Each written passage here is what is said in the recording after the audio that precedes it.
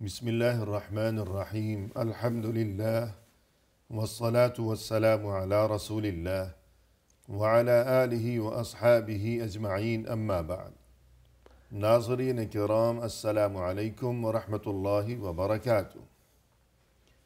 تفہیم دین کی اس بزم کے ہمراہ ہم آپ کی خدمت میں حاضر ہیں۔ آج کی اس ملاقات میں ہمارے ساتھ تشریف فرما ہیں محترم مہمان جناب شیخ عبد الحمید ظفر الحسن صاحب، جو کہ معروف علمی شخصیت ہے۔ تو آئیے ناظرین پروگرام میں ان کا استقبال کیا جائے۔ السلام علیکم شیخ۔ وعلیکم السلام ورحمۃ اللہ وبرکاتہ۔ ہماری بزم میں آپ تشریف لائے، جو کہ ہمارے لیے یقیناً انتہائی باعث مسرت ہے، لہذا جزاکم اللہ خیرا۔ وإياكم وبارک اللہ فیکم۔ آمین یا ربی۔ ناظرین کرام، کسی بھی انسان کے لیے، بالخصوص بندہ مؤمن کے لیے، اپنے خالق و مالک سے لو لگانا اور رشتہ استوار کرنا، اور یہ کہ اس کے سامنے یعنی اللہ کے سامنے ہمیشہ دعا و فریاد اور مناجات کا سلسلہ قائم و دائم رکھنا، یہ چیز انتہائی ضروری ہے، اور یہ چیز انسان کے لیے دونوں جہانوں میں بہت ہی نافع و مفید، موجب اجر و ثواب اور باعث خیر و برکت ہے۔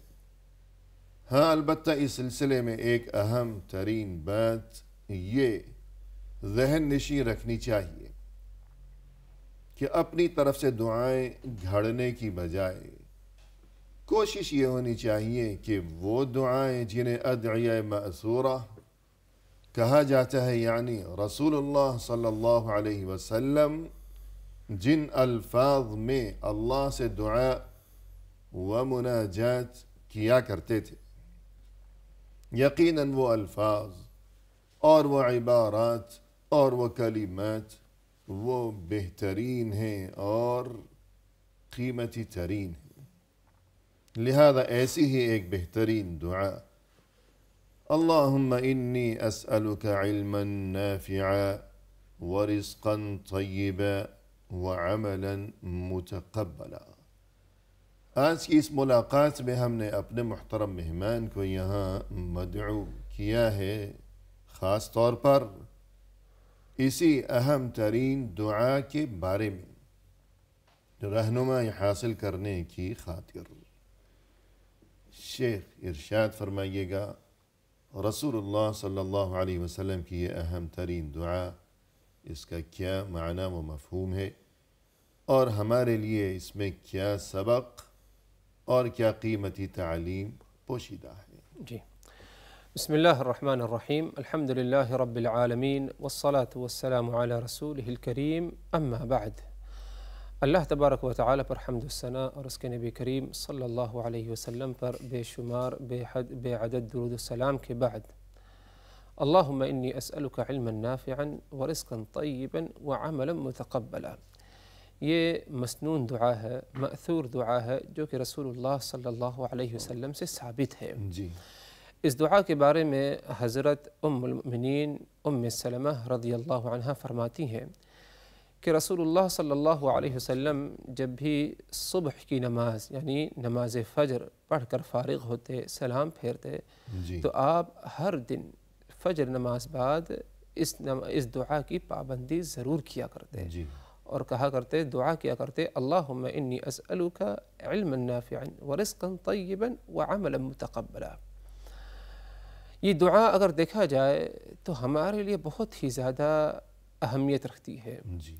اس دعا کی پابندی اگر انسان کرے، جس طرح رسول اللہ صلی اللہ علیہ وسلم نے پابندی کی ہر دن نماز فجر بعد، تو اس میں نبی کی سنت پر عمل ہو جائے گی، اس کا اجر ثواب، اور ساتھ ہی ساتھ اس دعا میں جو موجود ہے وہ چیز بھی ہمیں کیا ہے، حاصل ہوگا۔ جی انشاءاللہ۔ اگر دیکھا جائے تو تین چیزوں کا ذکر ہے، تین چیزوں کا سوال ہے اللہ تبارک و تعالی سے۔ نمبر ایک علم نافع، نمبر دو پاکیزہ رزق، نمبر تین مقبول عمل جو قبول کیا جائے. صحیح. اور یہ 3 باتوں کو جو آپ صلی اللہ علیہ وسلم نے سوال کیا، دعا کی، یہ صبح کے وقت کی. جی. اور جب بھی ہماری صبح ہوتی ہے، لوگوں کی جب صبح ہوتی ہے، تو ان کو خاص طور پر اہل ایمان کو یہ 3 باتوں کی فکر ہوتی ہے اور ہونی بھی چاہیے. یعنی ہر صبح گویا کہ ایک نئی زندگی کا زندگی کا آغاز. جی. انسان کو جو ہے اپنی رزق روٹی کی فکر، روزی روٹی کی فکر. جی. انسان کو اگر دیکھا جائے تو اپنے عمل کی فکر کی، میرے اعمال اچھے ہوں، کوئی برے عمل نہ ہو. اور تیسری چیز انسان کی فکر یہ ہوتی ہے کہ میرے علم میں، نالج میں کیا ہے، اضافہ ہو، اور ایسا علم مجھے حاصل ہو، ایسی معلومات جو میرے لیے دنیا میں بھی اور آخرت میں بھی کیا ہے، بھلائی کا کیا ہے، باعث ہو. صحیح. یہ 3 جو ہے باتوں کی فکر جو ہے انسان کے اندر پائی جاتی ہے. اور آپ صلی اللہ علیہ وسلم نے انہی تینوں باتوں کا سوال اللہ تبارک و تعالیٰ سے کیا ہے، اس دعا میں کیا. اور ہمیشہ ہر دن نماز فجر کے بعد آپ صلی اللہ علیہ وسلم اس دعا کی پابندی ضرور کیا کرتے تھے. یعنی نماز فجر کے بعد اہمیت یہاں یہ جسے سمجھنا چاہیے صبح کا آغاز، کہ دن کے آغاز، دن کا آغاز ہے. نماز فجر کے بعد سے مراد یہ ہے کہ دن کا آغاز شروع ہو رہا ہے. اور نماز فجر کے فوراً بعد بھی ادھر مراد نہیں ہے، بلکہ نماز فجر کے فوراً بعد جو ہے دوسرے جو اذکار ہیں ان کی پابندی کر لے. اور ساتھ ساتھ کیا ہے کہ دن کے آغاز میں اس دعا کی جو ہے پابندی آپ صلی اللہ علیہ وسلم کیا کرتے تھے. اگر دیکھا جائے تو جیسے کہ کہا گیا کہ جو ہے یہ دعا ہمارے لیے اہمیت رکھتی ہے، اور یہ تینوں جو باتیں اس میں مذکور ہیں، یعنی اس کو یوں سمجھ لیا جائے کہ دنیا میں ہر انسان کے لیے یہ بات ضروری ہے کہ اپنا مقصد، اپنا ہدف پہلے اس کا تعین کرے. ورنہ تو زندگی بیکار ہے کہ انسان یوں کولو کے بیل کی طرح بس چلتا ہی رہے. تو اس دعا میں مومن کو یہ تعلیم دی گئی ہے کہ اپنے ہر دن کا اپنا جو ہدف ہے اس کا تعین کریں. تو یہ 3 چیزیں ہدف ہیں. جی. یعنی انسان کی کامیابی کا راز ہے کہ انسان اپنی زندگی کا کوئی ہدف بنائے. ہر دن صبح ہو تو کچھ نہ کچھ اس کی پلاننگ میں رہے کہ آج کے دن مجھے فلاں کام کرنا ہے، اور اس مقصد کو پانا ہے. اس مقصد کو جو ہدف ہے، ٹارگٹ کہہ لیں، ہدف کہہ لیں. جی. تو یہ 3 اہم ہدف جو ہے انسان کا ہمیشہ پایا جاتا ہے. تو ان ہدف اور اس مقصد تک پہنچنے کے لیے کیا ہے، اللہ تبارک و تعالیٰ سے کیا ہے، توفیق جو ہے آپ صلی اللہ علیہ وسلم کی حد طلب کیا کرتے ہیں. اللہم انی اسألک علما نافعا ورزقا طیبا وعملا متقبلا. اس دعا کی اگر وضاحت کی جائے تو دعا کو 3 حصوں میں کیا ہے، یا 3 جملوں میں بانٹ دیا جائے. پہلی چیز ہے، تو اس سے پہلے یہ کہ پہلی بات تو یہ کہ انسان اپنا ہدف معین کرے. جانوروں کی طرح زندگی بسر نہ کرے کہ صبح ہوئی، شام ہوئی، کھایا پیا، جب دل چاہا سو گئے، جب دل چاہا اٹھ گئے، جب دل چاہا دائیں مڑ گئے، بائیں مڑ گئے، ادھر گئے ادھر گئے، اور دن گزر گیا. تو ہدف معین کیا گیا، پھر اس کے حصول کے لیے کوشاں و سرگرداں ہوئے. اور ایسے ہی نہیں ہو گئے کہ نکل پڑے گھر سے، بلکہ اللہ کا نام لے کر اللہ سے مدد طلب کرتے ہوئے یہ دعا مانگتے ہیں. تو یہ سمجھنے کی باتیں ہیں. اب اس کے بعد دعا کے معنی مفہوم کی طرف آتے ہیں. سب سے پہلے کس چیز کا سوال کیا؟ سب سے پہلے آپ صلی اللہ علیہ وسلم نے علم سے متعلق سوال کیا اور کہا اللہم انی اسألک علما نافعا. اے اللہ میں تجھ سے علم نافع کا سوال کرتا ہوں. ادھر آپ صلی اللہ علیہ وسلم نے دوسرے جو 2 اور مزید عمل ہیں، پاکیزہ رزق اور عمل صالح، اس پر آپ صلی اللہ علیہ وسلم نے علم کو کیا ہے، مقدم کیا. سب سے پہلے علم کا ذکر کیا. اور اس کی وجہ صرف یہی ہے کہ اچھا رزق اسی وقت انسان کو پاکیزہ حاصل ہوگا جب اس کو حلال حرام کے بارے میں علم ہوگا، تمیز ہوگا. عمل اسی وقت قابل قبول ہوگا جب عمل علم کے مطابق صحیح طریقے سے جو ہے کیا جائے. جب اسے اس بات کا علم تو ہو جائے کہ کون سا عمل اچھا ہے اور اس اچھے عمل کو کس طرح انجام دینا ہے، تو پہلے علم ہوگا اس عمل کے بارے میں، تبھی تو عمل. اسی لیے آپ صلی اللہ علیہ وسلم سب سے پہلا جو سوال کیا وہ علم نافع. اللہم انی اسألک علما نافعا. اے اللہ تعالیٰ میں تجھ سے علم نافع کے سوال کرتا ہوں. اللہ تبارک و تعالیٰ نے قرآن مجید میں فرمایا فَاعْلَمْ أَنَّهُ لَا إِلَهَ إِلَّا اللَّهُ وَاسْتَغْفِرْ لِذَنبِكَ. اس آیت پر اگر غور کیا جائے تو ہمیں اس بات کی مزید وضاحت ہو جائے گی کہ آپ صلی اللہ علیہ وسلم نے علم کو کیوں مقدم کیا. جی اللہ نے فرمایا فَاعْلَمْ أَنَّهُ لَا إِلَهَ إِلَّا اللَّهُ وَاسْتَغْفِرْ لِذَنبِكَ. تمہیں یہ چیز یہ بات معلوم ہو، یعنی تمہیں علم آ جائے، جان لو. کیا جان لو؟ لا الہ الا اللہ، اللہ کے سوا کوئی معبود برحق نہیں ہے. یہ بات کا تمہیں علم ہونا چاہیے، جان لو تم اس بات کو.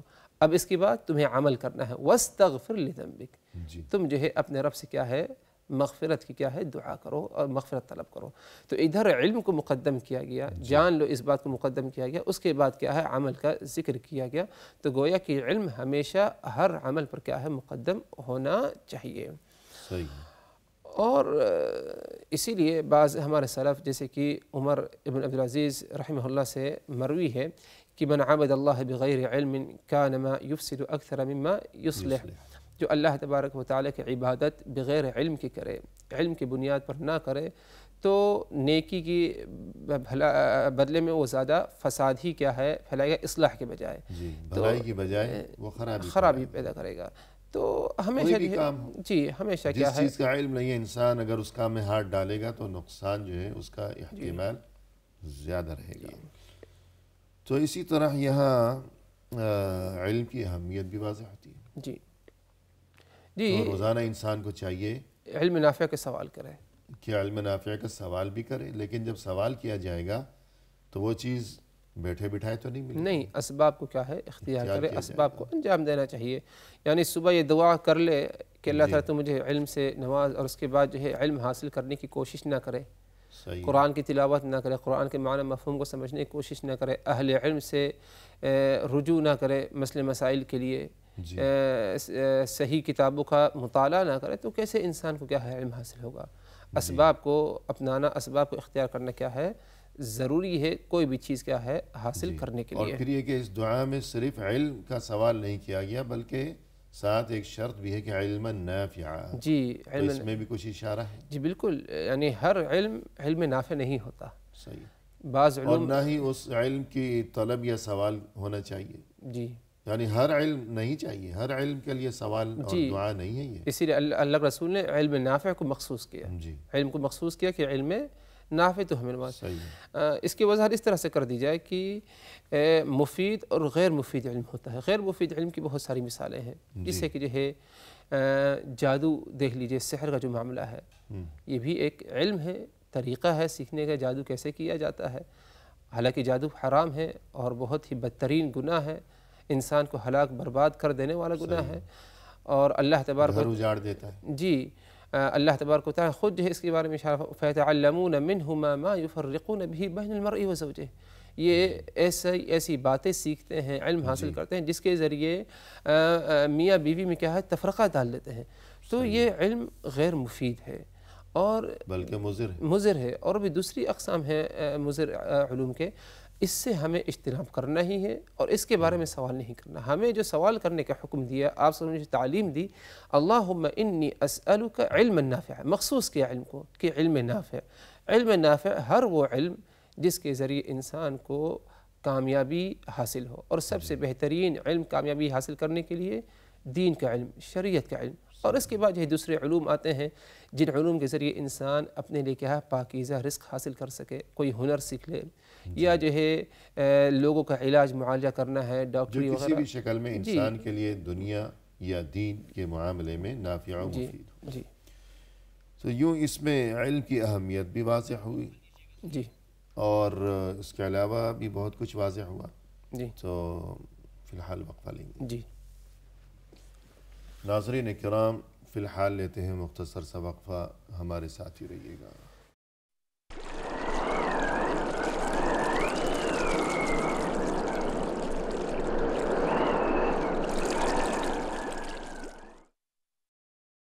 محترم ناظرین، وقفے کے بعد ہم حاضر خدمت ہیں. آئیے سلسلہ گفتگو کو مزید آگے بڑھایا جائے اپنے مہمان کی زبانی. شیخ، وقفے سے قبل یہ رسول اللہ صلی اللہ علیہ وسلم کی اہم ترین دعا کہ ہر صبح، ہر دن کے آغاز کے موقع پر آپ صلی اللہ علیہ وسلم ہمیشہ پابندی کے ساتھ اس دعا میں اللہ سے اپنے لیے 3 چیزوں کا سوال کیا کرتے تھے، اور ہمیں بھی اس چیز کا اہتمام کرنا چاہیے۔ اور پہلی چیز اس دعا میں کہ یا اللہ میں تجھ سے سوال کرتا ہوں علم نافع کا۔ تو آپ نے یہ تذکرہ فرمایا کہ ہر علم مطلوب و مقصود نہیں ہے، بلکہ صرف وہی علم چاہیے جو کہ نافع ہو۔ تو اسی سلسلے میں کہ علم نافع کی اہمیت، اللہم انفعنی بما علمتنی، جی اس بارے میں مزید ارشاد جی فرمائیے۔ علم نافع صرف یہ نہیں کہ خود علم بذاتہ ہی یعنی جائز اچھا علم ہو، بلکہ اگر آپ نے علم نافع حاصل کر لیا تو اس وقت تک یہ نافع نہیں آپ کے لیے جب تک آپ کیا ہے اس سے فائدہ نہ اٹھائیں، صحیح، کوشش نہ کریں۔ اللہ کے رسول صلی اللہ علیہ وسلم دعا کیا کرتے اللہم انفعنی بما علمتنی، جی، یعنی یہ ایک الگ دوسری دعا جی ہے۔ دوسری دعا ہے، اے اللہ تو نے جو مجھے سکھایا ہے، مجھے علم دیا ہے، اس سے مجھے کیا ہے فائدہ اٹھانے کی توفیق دے، جی اور جو ہے نفع اٹھانے کی توفیق دے۔ تو انسان اگرچہ بسا اوقات جو ہے علم نافع سیکھ لیتا ہے، علم نافع کا اس کے پاس علم آ جاتا ہے کہ یہ چیز حلال ہے، یہ چیز حرام ہے، یہ اس کام کو کرنے کا یہ طریقہ ہے، ڈھنگ ہے، لیکن بسا اوقات انسان اس پر عمل نہیں کرتا، جی، تو اگر دیکھا اس سے جائے فائدہ نہیں اٹھاتا۔ یعنی حالانکہ اصل میں پہلی بات تو یہ کہ کوئی علم نافع ہے، مفید ہے، کوئی علم مضر ہے، جی کوئی اچھا علم ہے، کوئی علم جو ہے انسان کو برائی کی طرف لے جانے والا ہے۔ تو ایسا علم سیکھنے کی دعا کرنی چاہیے کہ جو نافع ہو، مفید ہو، اچھا ہو، بذات خود وہ علم اچھا ہو۔ جی پھر اس کے بعد مزید یہ کہ جب وہ علم اگر انسان نے حاصل کر لیا تو اب اس سے فائدہ اٹھانے کی خود کوشش بھی کرے، ہمت سے کام، جی نہ یہ کہ بس بیٹھا رہے تو وہ علم نافع ہے مگر اس سے وہ کیا نفع پہنچائے گا کہ جب یہ خود ہی اگر کوشش نہیں کرے گا۔ تو لہذا یہ بات بھی سمجھنا جی ضروری ہے۔ تو یہ جو خود کوشش ضروری ہے، تو اس مثال کو اگر ہم اس حدیث کی روشنی میں دیکھیں، لو انکم تتوکلون علی اللہ حق توکلہ لرزقکم کما یرزق الطیر جی تغدو خماصا وتروح بطانا۔ جی تو اللہ تو چاہے تو گھونسلے کے اندر بھی پرندے کو رزق دے سکتا تھا، جی لوگوں نے اس کا مطلب ہی حدیث کا الٹا بنا لیا ہے۔ تو اس بارے میں کچھ ارشاد فرمائیں۔ جی اللہ کے رسول صلی اللہ علیہ وسلم فرمائے لو انکم تتوکلون علی اللہ حق توکلہ لرزقکم کما یرزق الطیر تغدو خماصا وتروح بطانا، جی کہ اگر تم اللہ تبارک و تعالیٰ پر ویسے ہی توکل کرو جیسے توکل کرنے کا حکم دیا گیا، صحیح توکل کرو، تو اللہ تبارک و تعالیٰ تمہیں ویسے ہی رزق روزی روٹی سے نوازے گا جیسے پرندے کو نوازتا ہے۔ جی، پرندہ صبح سویرے خالی جاتا ہے، خالی پیٹ، اور جب لوٹتا ہے آسودہ ہو کر لوٹتا ہے، بلکہ ساتھ ساتھ اپنے چوزوں کے لیے، اپنے بچوں کے لیے بھی کیا ہے وہ کچھ نہ کچھ دانے لے آتا ہے، کچھ نہ ہاں لے آتا ہے۔ جی تو ادھر پرندے کی جو مثال دی گئی مقصد ہے کہ وہ کوشش کرتا ہے، جی اسباب کو اختیار نہیں کہ جو ہے گھونسلے پر یا کسی درخت پر بیٹھا رہتا ہے اس کو، بلکہ اس کے لیے کوشش کیا، جد و جہد کیا جتنا اس کے بس میں ہے، اور جب اس نے کوشش کیا تو اللہ نے اسے نوازا، اسے روزی روٹی رزق سے کیا ہے دیا اسے، اور آسودگی اسے حاصل ہوئی۔ یہی معاملہ ہمارا بھی ہونا چاہیے کہ ہم جو ہے کوشش کریں، اسباب کو کے لیے دعا بھی دعا کریں، اور ساتھ میں کیا ہے ساتھ میں کوشش بھی کی جائے کہ انسان معمول بنا لے کہ گھر میں مثلا کچھ کتابیں ضروری، اور آج کل تو بہت آسان ہے، موبائل ہے، کمپیوٹر ہے، کتاب اس میں انسان کو چاہیے کہ مثلا اپنا ٹائم ٹیبل بنائے کہ جتنی بھی دنیا کی مشغولیات ہوں لیکن اس کے باوجود میں نے یہ مثلا 1 صفحہ روز تلاوت قرآن کرنی ہے، زیادہ ہو تو بہت اچھا ہے، اور ترجمہ بھی پڑھنا ہے ان آیات کا، مثلا روزانہ میں نے کوئی کتاب مقرر کر لے، اس میں سے 3 احادیث پڑھنی، ٹھیک ہے، کم ہو اگرچہ لیکن پابندی کے ساتھ ہو، اور ایک منصوبہ بندی ہوگی تو کام چلے گا، بغیر منصوبے کے تو کچھ بھی نہیں چلے گا۔ تو یوں کہ مثلا میں نے اتنی آیتیں روز پڑھنی ہیں یا اتنے صفحات، پھر ان کو سمجھنا بھی ہے، اور اتنی حدیثیں روز پڑھنی ہیں، اور اگر کوئی عبادات کا معاملہ ہے تو بھئی اتنے احکام روز سیکھنے، تو زیادہ نہ کرے، زیادہ کرے گا تو تھوڑے سے بھی جائے گا، جی تو اپنی سہولت کے مطابق لیکن ہونا ضرور چاہیے، ہونا چاہیے، پابندی ہو۔ اور منصوبے کے ساتھ ہو، پلاننگ کے ساتھ ہو۔ تو کوشش کی جائے، نہ صرف یہ کہ دعا کر کے بیٹھ جائے آدمی۔ اگر کسی کی خواہش ہو کہ یا اللہ مجھے اولاد عطا فرما، تو پہلے شادی تو کریں، جی یا جو بھی ضروری اسباب ہیں اس کے، تو یوں پہلے سبب بھی اختیار کیا جائے اور اس کے ساتھ دعا بھی کی جائے۔ تو علم کے بارے میں بھی یہی معاملہ۔ جی تو اس دعا کا پہلا حصہ ہو گیا، اللہم یا اللہ میں تجھ سے مانگتا ہوں ایسا علم جو کہ میرے لیے نفع بخش ہو۔ اور سب سے اہم جو سبق ہمیں ملا ادھر اگر دیکھا جائے جی کہ ہمارا کوئی دن ایسا نہ گزرے کہ ہم نے کوئی نہ کوئی نئی بات، نیا علم کا حصہ حاصل نہ کیا ہو۔ یعنی دن کے آغاز پر یہ دعا کی جائے، دن کے اختتام پر اپنا محاسبہ ہو کہ کہ کیا آج ہوا، جی آج ہمیں کچھ نئی معلومات، کچھ نیا علم حاصل ہوا، نئی باتیں معلوم ہوئی نہیں ہوئی۔ اس لیے ہمارے سلف جو ہے بس اوقات بہت زیادہ افسوس کیا کرتے ہیں جب اپنا محاسبہ کرتے ہیں دن کے آخر میں کہ آج تو کوئی نئی چیز ہمیں حاصل ہی نہیں ہوئی، حالانکہ ہم سے زیادہ ہی وہ کیا ہے علم حاصل کرنے وغیرہ میں وقت لگایا کرتے ہیں۔ تو ہمارا معاملہ کیا ہو سکتا ہے؟ اللہ سب کے لیے علم حاصل کرنے کی توفیق دے۔ جی آمین۔ اور اس دعا میں دوسری چیز جس کا سوال کیا گیا کہ وَرِزْقًا طَيِّبًا، یا اللہ میں تجھ سے مانگتا ہوں پاکیزہ رزق۔ جی اس بارے میں کچھ فرمائیے گا۔ جی دوسرا سوال آپ صلی اللہ علیہ وسلم نے کیا اللہ تبارک و تعالیٰ سے، وَرِزْقًا طَيِّبًا، اے اللہ تعالیٰ تو مجھے رزق طیب سے نواز۔ رزق طیب سے یعنی پاکیزہ رزق۔ ادھر بھی یہی بات کہی جائے کہ رزق دو قسم کے ہوتے ہیں، ایک پاکیزہ اور غیر پاکیزہ خبیث رزق، یعنی حلال اور جو ہے حرام، جی چاہے حرام بذاتی ہی ہو یا حرام جو ہے کسی وصف کے بنا پر ہو، شرعی حکم کی وجہ سے، شرعی حکم کی وجہ سے ہو۔ تو آپ صلی اللہ علیہ وسلم نے مخصوص کیا رزق طیب کہ پاکیزہ رزق سے تو مجھے کیا ہے نواز۔ یعنی صرف رزق نہیں مانگا، جی پاکیزہ رزق طلب کیا۔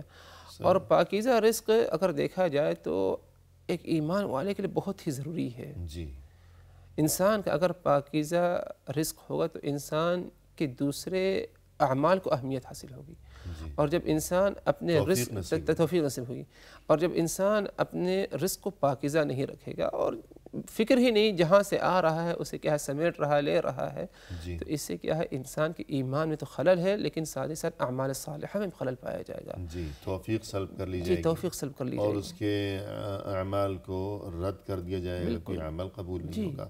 اس سے بھی پہلے یہ کہ بہت سے لوگ سوچتے ہیں کہ کیا پیسے اللہ سے رزق مانگنا، دنیا مانگنا۔ ابھی چند دن قبل ایک صاحب مجھے یاد آیا کہ وہ کہنے لگے، کوئی ایسی بات ہوئی، کسی بڑے کوئی دینی شخصیت تھی، اس سے کہا کہ میں فلاں جگہ جا رہا ہوں، کچھ حکم مجھے دیجئے میں آپ کے لیے وہاں سے کیا لاؤں۔ تو نعوذ باللہ انہوں نے یہ جواب دیا کہ ہم نے تو کبھی اللہ سے بھی دنیا نہیں مانگی، تو تم سے کیا مانگیں۔ اور لوگ واہ واہ کر رہے ہیں کہ کتنے پہنچے ہوئے بزرگ۔ اب موقع نہیں تھا کہ آدمی کیا سمجھائے کسی کو۔ رسول اللہ صلی اللہ علیہ وسلم اپنے لیے اللہ سے دنیا میں رزق مانگ رہے ہیں، تو رزق مانگنا چاہیے۔ بالکل، یعنی ترک دنیا کی تعلیم تو نہیں دیتا ہمارا مذہب۔ اسلام میں رہبانیت نہیں ہے، بلکہ دنیا میں جئیں، حقیقت کا کھلی آنکھوں سے سامنا کریں جی کہ دنیا کے لیے محنت، کوشش، رزق کا انتظام، بجائے اس کے کہ ہم دوسروں پر بوجھ بنے بیٹھے رہیں، دوسروں کی جیبوں کی جانب دیکھا کریں۔ الید العلیٰ خیر من الید السفلی، اوپر والا ہاتھ یعنی دینے والا ہاتھ، نیچے والے ہاتھ یعنی لینے والے ہاتھ سے بہتر ہے۔ اور آپ کے علم میں ہوگی یہ بات کہ بہت سے لوگ آج کل یعنی صاف بات ہو جانی چاہیے، تاکہ دین کی بات جو ہے صاف ہونی چاہیے۔ جی بہت سے لوگ آج کل دیتے ہیں کسی کو کہ یہ ہمارا بڑا ہے اور اسے دنیا سے کیا کام، ہمارا فرض ہے کہ ہم اسے کھلایا کریں۔ اور حدیث میں یہ ہے کہ اوپر والا ہاتھ بہتر ہے نیچے والے ہاتھ سے۔ جی اب وہ کیا کرتے ہیں کہ دے رہے ہیں، نیچے سے اس کو یوں پکڑا رہے ہیں تاکہ وہ جو لے رہا ہے اس کا ہاتھ اوپر، وہ اوپر سے اچکے گا۔ نعوذ باللہ۔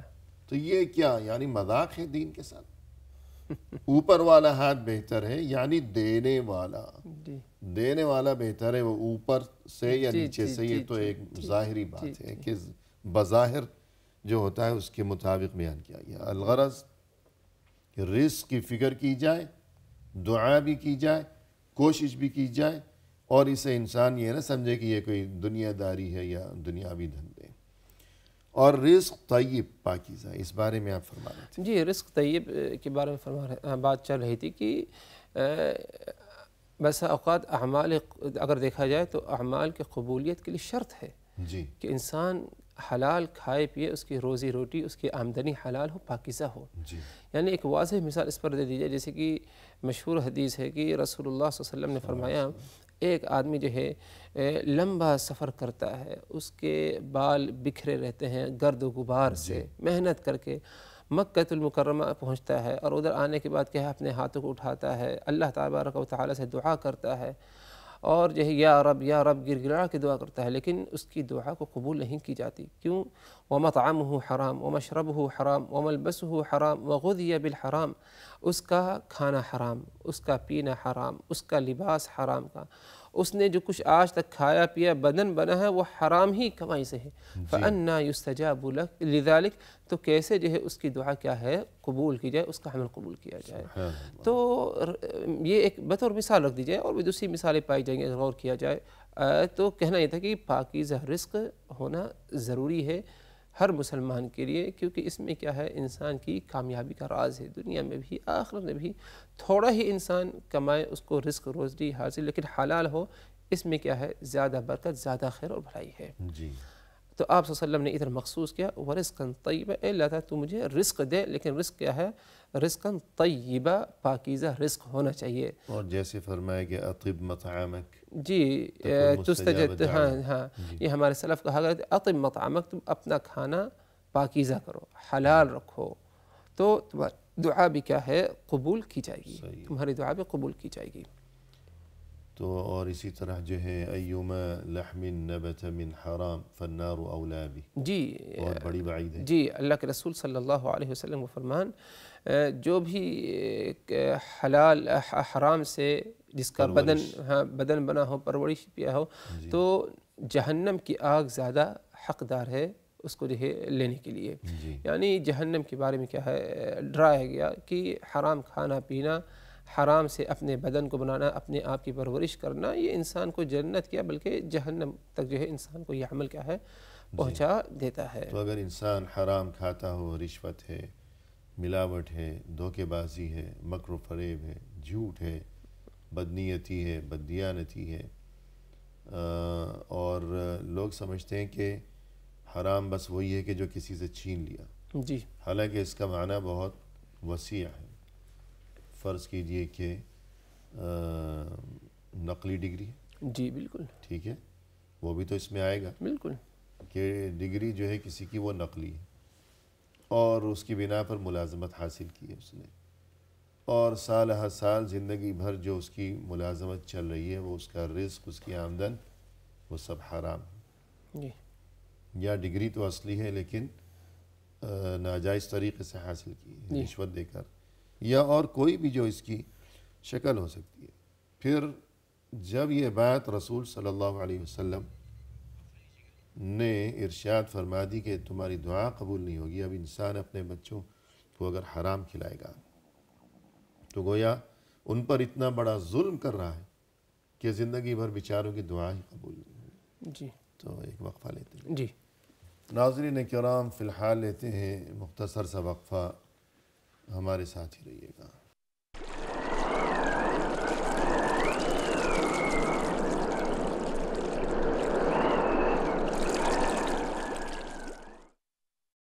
محترم ناظرین، وقفے کے بعد ہم حاضر خدمت ہیں۔ آئیے سلسلہ کلام کو اب پائے تکمیل تک پہنچایا جائے اپنے مہمان کی زبان میں۔ شیخ یہ رسول اللہ صلی اللہ علیہ وسلم کی بہت ہی پیاری اور قیمتی ترین دعا، اور اس دعا میں 3 چیزوں کا سوال کیا گیا رسول اللہ صلی اللہ علیہ وسلم کی طرف سے، اللہ عز و جل سے سوال کیا گیا۔ اور آپ صلی اللہ علیہ وسلم ہر دن کے آغاز پر ہر صبح اس دعا کا اہتمام فرمایا کرتے تھے۔ جی ہمیں جاننا چاہیے کہ یہ کیا 3 چیزیں ہیں، جی کیا ان کی اہمیت ہے، اور ہمیں بھی اسی عادت کو، اسی دعا کو اپنانا چاہیے۔ تو اس میں 3 چیزیں، پہلی چیز، یا اللہ میں تجھ سے مانگتا ہوں نافع اور مفید جی علم۔ دوسری چیز، یا اللہ میں تجھ سے مانگتا ہوں پاکیزہ رزق۔ ان 2 چیزوں کے بارے میں آپ مفصل گفتگو فرما چکے۔ جی تیسری کیا چیز ہے اور اس کی کیا اہمیت ہے؟ جی تیسری چیز ہے عمل۔ جی اس کے بارے میں اللہ تبارک و تعالیٰ سے دعا کرنا، جی اور عمل کے بارے میں جو اللہ تبارک و تعالیٰ سے آپ صلی اللہ علیہ وسلم نے دعا کیا، ایسے ہی نہیں کہا کہ تو مجھے عمل کی توفیق دے، بلکہ ایک مخصوص عمل کے بارے میں آپ صلی اللہ علیہ وسلم نے دعا کیا۔ جی فرمایا وَعَمَلًا صَالِحًا، اے اللہ تم ہمیں یا مجھے عمل صالح کرنے کی توفیق دے، جی کیونکہ انسان جو کچھ اس دنیا میں کرتا ہے وہ عمل ہی ہے، کام کر رہا ہے، کچھ بھی کام کرے، عمل کرے، حرکت کرے، وہ عمل ہے۔ تو اس میں اچھے اعمال بھی ہوتے ہیں، برے اعمال بھی ہوتے ہیں۔ جی آپ صلی اللہ علیہ وسلم نے اچھے اعمال کی دعا کی، وَعَمَلًا صَالِحًا، اے اللہ تعالیٰ تو مجھے عمل صالح کی توفیق دے۔ عمل صالح سے مراد اگر دیکھا جائے تو ہر وہ عمل جو اللہ تبارک و تعالیٰ کا قرب اس کے ذریعے حاصل ہو سکتا ہے، اسے عمل صالح کہتے ہیں۔ جی یا ایک دوسری روایت میں ہے اسی دعا کے، آپ صلی اللہ علیہ وسلم نے فرمایا وَعَمَلًا مُتَقَبَّلًا، جی اے اللہ تعالیٰ ایسے عمل سے تو مجھے نواز جو تیرے نزدیک مقبول ہو، تو اس عمل کو قبول کر۔ جی اور اللہ تبارک و تعالیٰ عمل کو ضرور قبول فرماتا ہے، لیکن شرط یہ ہے کہ اس کے اندر 2 اہم بنیادی باتیں پائی جائیں، 2 اہم شرطیں۔ اگر یہ 2 اہم شرطیں پائی گئیں تو اللہ تبارک و تعالیٰ بندے کے عمل کو ضرور قبول فرمائے گا انشاءاللہ۔ انشاءاللہ۔ نمبر 1 کہ وہ عمل اللہ واسطے خالص ہو۔ جی نمبر 2 اس عمل کے کرنے میں کیا ہے، اتباع پایا جائے۔ جی عمل خالص سے مراد کہ اللہ کے لیے خالص کیا جائے، جی کوئی دکھاوا، کوئی دنیاوی مقصد مفاد، ریاکاری، لوگوں سے تعریف سننا، کوئی بھی اس قسم کا مقصد ارادہ نہ ہو، جی بلکہ صرف یہ مقصد ہو کہ یہ میں عمل کروں گا، کرنے جا رہا ہوں یا کر رہا ہوں، اللہ تعالیٰ نے مجھے اس کا حکم دیا ہے، نبی نے رغبت دلائی ہے، اس کے ذریعے مجھے اللہ کا قرب حاصل ہوگا، اللہ سے رضامندی حاصل ہوگی۔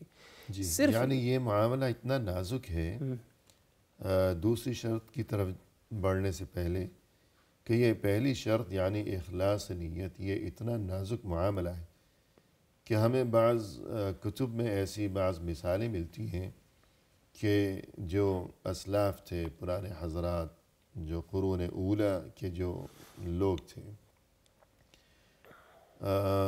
ان میں سے کسی کا مثلاً معمول تھا کہ روزانہ کوئی اچھا کام کرنے کا، لیکن اگر کسی دن جب اس نے وہ اچھا کام کیا اور کسی کی نظر پڑ گئی، کسی کے علم میں آ گیا، اب اسے اس بات کی اتنی فکر ہوا کرتی تھی کہ وہ کام دوبارہ کرتا تھا۔ دوبارہ کرتا رہا، یہ کتنی عجیب بات ہے۔ بالکل۔ چی جائے کہ آج جو ہماری عام طور پر حالت ہوا کرتی ہے بہت سے لوگوں کی، کہ ذرا سا کوئی اچھا کام کر لیا تو کوشش یہ رہتی ہے کہ بہانے سے یہ دنیا کی نظروں میں آ جی جائے، لوگوں میں نمایاں ہو جائے، بڑوں کے علم میں یہ چیز آ جائے، اور کسی طرح جیسے آج کل کہتے ہیں فوٹو سیشن ہو جائے، کسی غریب کو کچھ دیا ہے تو فوٹو کھنچوائے جا رہے ہیں، تو یہ تو بہت ہی بالکل معاملہ برعکس ہو گیا۔ ان کی کیفیت یہ ہوتی تھی کہ اگر کسی کا معمول ہے کہ روزانہ 2 رکعت نفل پڑھنی ہے، مثلا کسی بھی وقت کوئی اپنا معمول بنا رکھا ہے، اور کہ کسی نے دیکھ لیا ایک دن اسے پڑھتے ہوئے، تو اسے فکر ہو جاتی تھی کہ یہ تو آج کا کہیں ضائع نہ ہو جائے، دوبارہ چھپ کر وہ کہیں پڑھتا تھا۔ کسی غریب کی مدد کرنی ہے، روزانہ معمول بنا رکھا ہے، مثلا 1 روپیہ دینا ہے یا 1 درہم، کسی دن دیکھ لیا کسی نے تو اب فکر ہو جاتی تھی کہ پتہ نہیں اب کیا بنے گا، تو دوبارہ وہ دیتے تھے۔ تو یہ سوچ انسان کی ہونی چاہیے کہ مکمل اللہ کے لیے خالص ہو جہاں تک ممکن ہو سکے۔ جی اور دوسری شرط ہے عمل صالح ہو اور مقبول ہو، اس کے لیے کہ اس عمل کے کرنے میں اتباع پایا جائے، یعنی صحیح۔ اتباع سے مراد جیسے آپ صلی اللہ علیہ وسلم نے کیا اسی طریقے سے وہ عمل کیا جائے، کیونکہ آپ صلی اللہ علیہ وسلم ہمارے لیے بہترین نمونہ اور اسوہ ہیں۔ جی، اور اسی لیے آپ کو بھیجا ہی گیا تاکہ لوگ جو ہے آپ کی اقتداء، آپ کی پیروی کریں، آپ ہی کے جیسے عبادات کریں۔ جی تو آپ صلی اللہ علیہ وسلم کا جو طریقہ کار رہا عبادات کرنے کا، مختلف عبادتیں، چاہے وہ نماز ہو، روزہ ہو، حج ہو، قرآن کی تلاوت ہو، آپ صلی اللہ علیہ وسلم کی زندگی گزارنے کا جو طریقہ رہا اسی کو ہم کیا ہے اپنانے کی کیا ہے کوشش کریں، جی تب جا کر کے کیا ہے اتباع ہمارے اندر کیا ہے پایا جائے، اور اسی کو اتباع رسول کہتے ہیں۔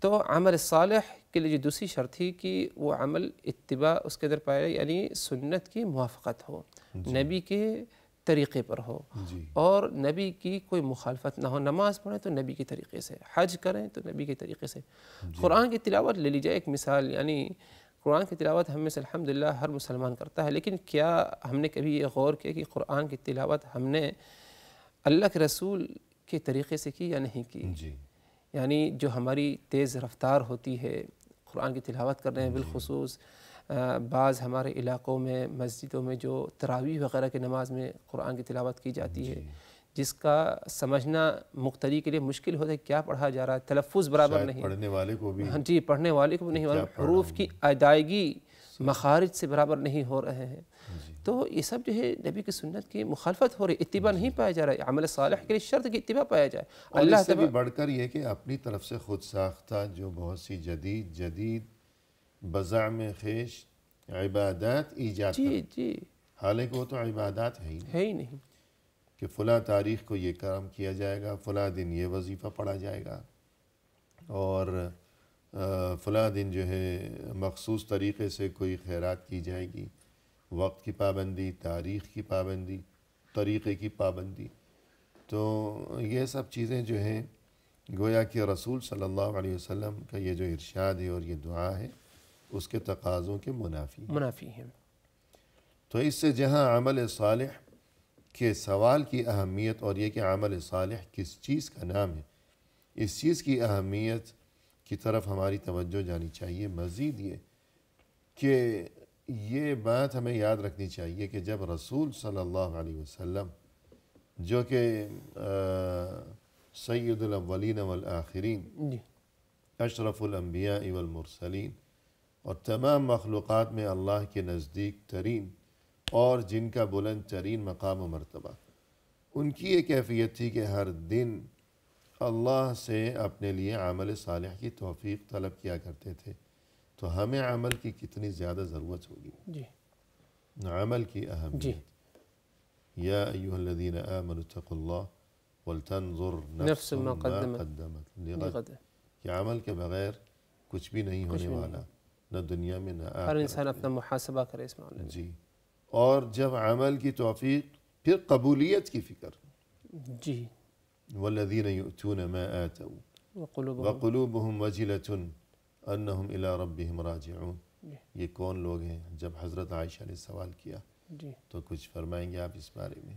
جی اللہ تبارک و تعالیٰ نے فرمایا والذین یؤتون ما آتوا وقلوبهم وجلة انہم الی ربہم راجعون، جی کہ جن کو اللہ تبارک و تعالیٰ نے جو کچھ چیزوں سے نوازا ہے اور اس میں سے کیا ہے دیتے ہیں، یا کوئی بھی عمل کرتے ہیں، کوئی بھی عمل کرتے ہیں، جی وَقُلُوبُهُمْ وَجِلَةٌ، اور کرنے کے بعد ان کا دل کیا ہے وجیلہ، یعنی خوف زدہ رہتا ہے، ڈر رہتا ہے، دل لگا رہتا ہے کہ کیا بتا اللہ تبارک و تعالیٰ اسے قبول کرتا ہے یا نہیں کرتا ہے، کیا اس عمل کے کرنے میں اخلاص پایا گیا، اتباع پائی گئی یا نہیں پائی گئی، یعنی عمل کرنے کے بعد کسی خوش فہمی میں کیا ہے مبتلا نہیں ہوتے ہیں۔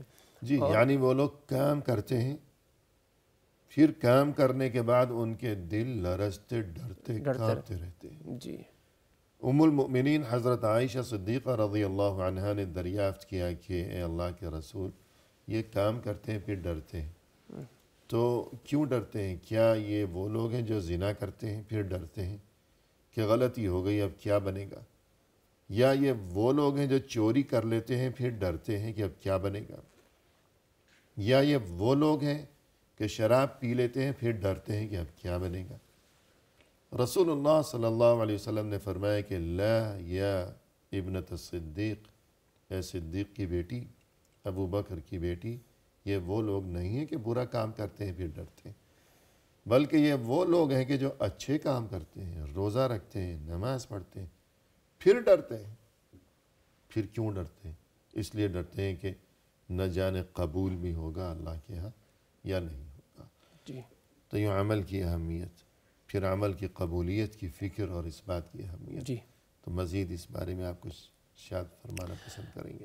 جی، عمل صالح سے متعلق یہ بات کہہ دی جائے کہ عمل صالح یا عمل متقبل اللہ کے رسول نے کیا ہے اسے مخصوص کیا، اور اسی چیز کی ہمیں فکر ہونی چاہیے، یعنی عمل جو ہم کریں وہ کیسے قبول ہو، جی، اور اس کی فکر اگر ہوگی تبھی جا کر کے انسان کیا ہے اپنی اصلاح کرنے کی کوشش کرے گا۔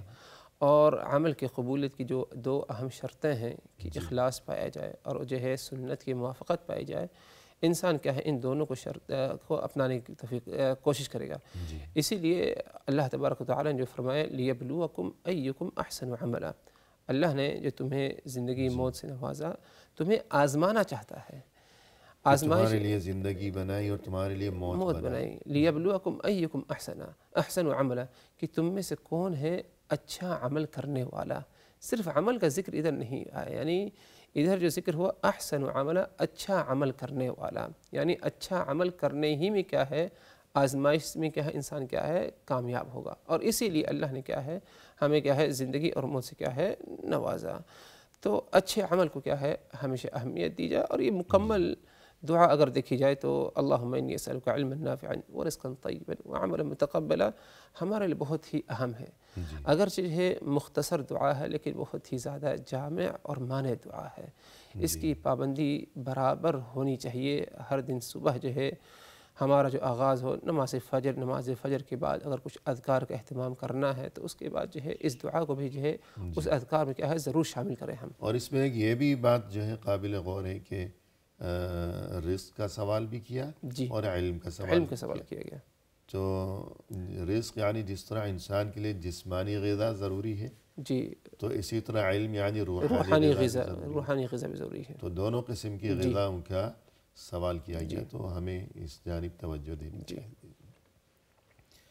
بہت اہم ترین دعا ہے اپنے معنی و مفہوم کے اعتبار سے بھی، اور عبارات و کلمات اور انداز کے اعتبار سے بھی۔ تو اللہ تعالی ہمیں اس کی توفیق عطا فرمائے کہ ہم اس کی پابندی کیا کریں۔ تو پروگرام کے اختتام پر ہم تہہ دل سے آپ کا شکریہ ادا کرتے ہیں کہ آپ تشریف لائے اور عمدہ انداز میں آپ نے رہنمائی فرمائی۔ اللہ تعالیٰ آپ کے علم میں، آپ کے عمل میں، آپ کی عمر میں مزید خیر و برکت عطا فرمائے۔ جی آمین۔ اسی کے ساتھ ناظرین کرام، اختتامی موقع پر تہہ دل سے ہم آپ کا بھی شکریہ ادا کرتے ہیں کہ آپ نے ہمارا یہ پروگرام دیکھا، اور اس دعا کے ساتھ کہ اللہ تعالی ہم سبھی کو دنیا و آخرت میں ہمیشہ ہر خیر و خوبی سے نوازیں، اور یہ کہ ہر شر اور ہر آفت سے، ہر پریشانی سے ہمیشہ اللہ تعالی ہم سبھی کو ہمیشہ محفوظ و مأمون رکھیں۔ ہمیں دیجیے اجازت، فی امان اللہ، وآخر دعوانا ان الحمد للہ رب العالمین۔